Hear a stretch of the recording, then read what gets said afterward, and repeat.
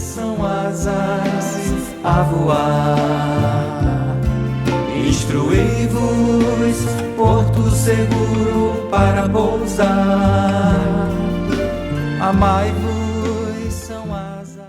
Queridos amigos, é com grande satisfação que comemoramos os 37 anos da campanha de estudo sistematizado da doutrina espírita, lançada pela Federação Espírita Brasileira em novembro de 1983. Grande satisfação por estarmos nessas atividades de estudo da doutrina, consoante o que nos diz o codificador Allan Kardec. Acrescentemos que o estudo de uma doutrina, qual a doutrina espírita, que nos lança de súbito numa ordem de coisas tão nova, quão grande, só pode ser feito com utilidade por homens sérios, perseverantes, livres de prevenções e animados de firme e sincera vontade de chegar a um resultado. Allan Kardec, em O Livro dos Espíritos, Introdução 8. Diante da questão que nos é feita sobre a importância de refletirmos na condição de educador, o que é preciso para a realização de um bom estudo sistematizado da doutrina espírita, que atenda aos princípios pedagógicos de ensino-aprendizagem, temos a considerar que o estudo sistematizado da doutrina espírita e a sua aprendizagem está voltada especialmente para adultos. Faz-se indispensável refletirmos sobre a necessidade de despertar o interesse dos educandos pela contextualização das temáticas trabalhadas, num clima de dialogicidade, com um bom aprofundamento doutrinário, estabelecendo conexões com situações práticas, bem como preservar um bom nível comunicacional e, em específico, levar em conta os conhecimentos prévios que o educando tem sobre a doutrina espírita, valorizando as suas experiências de vida, as suas vivências. Alguns princípios norteadores são essenciais para uma prática pedagógica no estudo da doutrina espírita. Sentirmos cada integrante do ESD como um espírito imortal em processo de evolução, um ser que está reencarnado com o objetivo de progredir espiritualmente.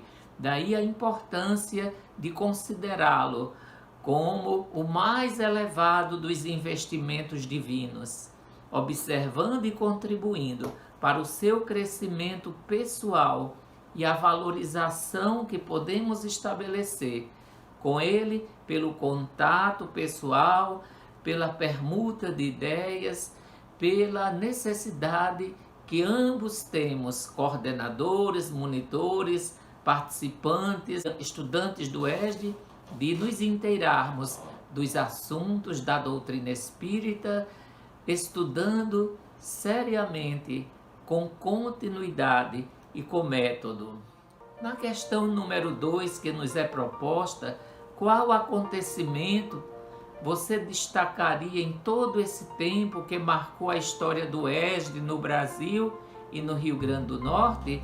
Temos a considerar, queridos irmãos, que com a aprovação dos documentos, orientação ao Centro Espírita do Conselho Federativo Nacional da Federação Espírita Brasileira de 1980 e, igualmente, da dinamização das atividades espíritas de 1983, nós podemos ressaltar que ambos os documentos tratam da relevância, da importância do estudo sistematizado da doutrina espírita como uma atividade prioritária da Casa Espírita, que, coerentes com os princípios do Espiritismo, podem contribuir para a formação do homem de bem.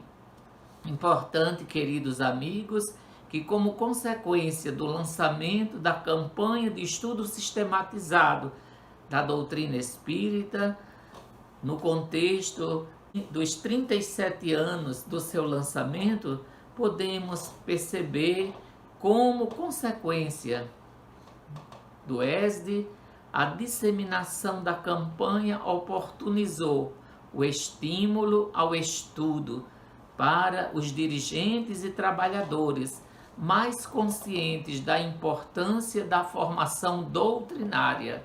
Isso é extremamente significativo, porque dirigentes de casas espíritas, trabalhadores, estudando o espiritismo, poderão atender melhor as finalidades básicas da casa espírita. Importante perceber, meus queridos irmãos, a necessidade da formação inicial e continuada dos coordenadores e monitores que conduzem os estudos com preparação doutrinária e uma formação didático-pedagógica adequada. São consequências muito significativas que têm proporcionado uma maior estabilidade às instituições que se dedicam ao estudo, à vivência e à prática do espiritismo. Em relação à terceira questão, que indaga, sabemos que o Evangelho de Jesus renova. Podemos dizer que o estudo liberta? Lembramos, meus queridos irmãos, que Jesus nos diz: conhecereis a verdade, e a verdade vos libertará. Igualmente, o Espírito Verdade nos conclama no Evangelho segundo o Espiritismo: Espíritas, amai-vos, eis o primeiro ensinamento, instruí-vos, eis o segundo. A finalidade divina do Espiritismo, queridos amigos, é a iluminação dos sentimentos, dos nossos sentimentos, na sagrada melhoria das características morais do homem. Por isso, estudar a doutrina espírita é contribuir para a construção de uma nova humanidade sintonizada e harmonizada com as lições de Jesus.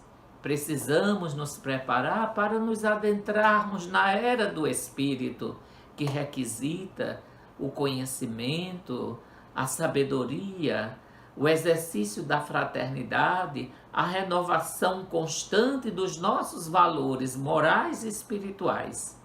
A era do Espírito pede-nos a conquista de nós mesmos, uma luta incessante, trabalho, responsabilidade, autoiluminação, para nos tornarmos espíritos cada vez melhores.